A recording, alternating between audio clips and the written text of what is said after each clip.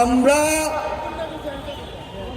ক্ষমা করে যদি ভুল করে থাকি তাহলে আমরা প্রতিজ্ঞা নিব যে আমরা আর ক্ষমা করব না। সবাই নাটক করতেছে আমাদের সাথে। আমাদের সাংস্কৃতিক লড়াইয়ের যেই ডিমার্কেশন লাইন, সেই লাইনে আমরা কোনো কাজ করতে পারিনি। আজকে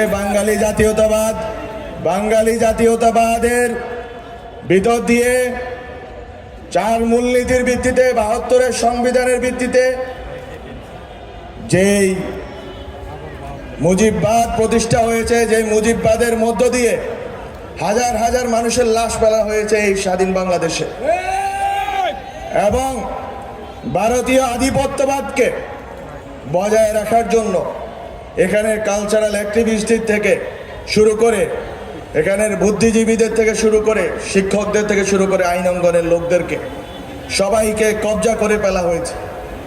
কাউকে এটা হচ্ছে এই এক ধরনের কলোনাইজেশন, যে তাদের মাথা বিক্রি করে দিয়েছে তারা একটা অংশ, আর একটা অংশ হচ্ছে সচেতনভাবে বাংলাদেশের বিরুদ্ধে, বাংলাদেশের মধ্যে থেকে বাংলাদেশের বিরুদ্ধে অপতৎপরতা চালিয়ে যাচ্ছে। এখন এই লড়াই, এই ইনভিজিবল ভিনদেশি অ্যাসেটদের বিরুদ্ধে লড়াই,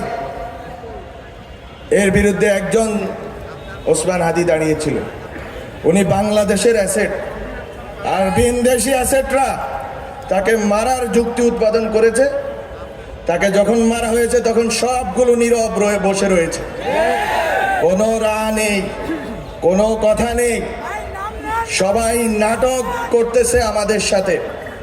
আমরা যখন আমাদের হাতে এই দেশের 5 আগস্টের পরে যখন এই মুজিববাদীদের, এই আওয়ামী লীগ, এই 14 দলীয় সন্ত্রাসীদের প্রত্যেকটি বাড়ি চুরমার করে দেওয়ার ক্ষমতা ছিল, সেদিন আমরা নিজেদেরকে সংবরণ করেছিলাম বলে আজকে তারা এই সাহস করতে পারছে। আমরা ক্ষমা করে যদি ভুল করে থাকি তাহলে আমরা প্রতিজ্ঞা নিব যে আমরা আর ক্ষমা করব না। আমরা যদি দয়া দেখিয়ে, আমরা যদি মনে করে থেকেছিলাম যে আমরা এই দেশকে, এই দেশের ভিতরের রাজনৈতিক লড়াইকে, রাজনৈতিক দ্বন্দ্বকে এই দেশের ভিতরে মোকাবেলা করব, যারা এই দেশের বাইরে এই দেশের লড়াইকে নিয়ে গেছে তাদেরকে হুঁশিয়ারি করে দিতে চাই যে যদি এই দেশের লড়াই এই দেশের বাইরে যায় তাহলে এই দেশের মুক্তির লড়াইও এই দেশের বাইরে যাবে।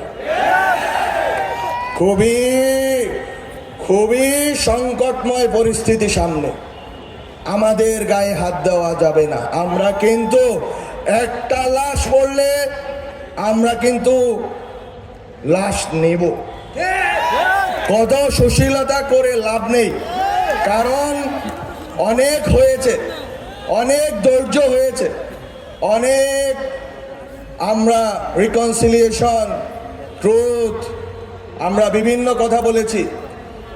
আমরা বলেছি যে আইসিটি ট্রাইব্যুনালে স্বচ্ছ প্রক্রিয়াতে আপনারা বিচার করুন।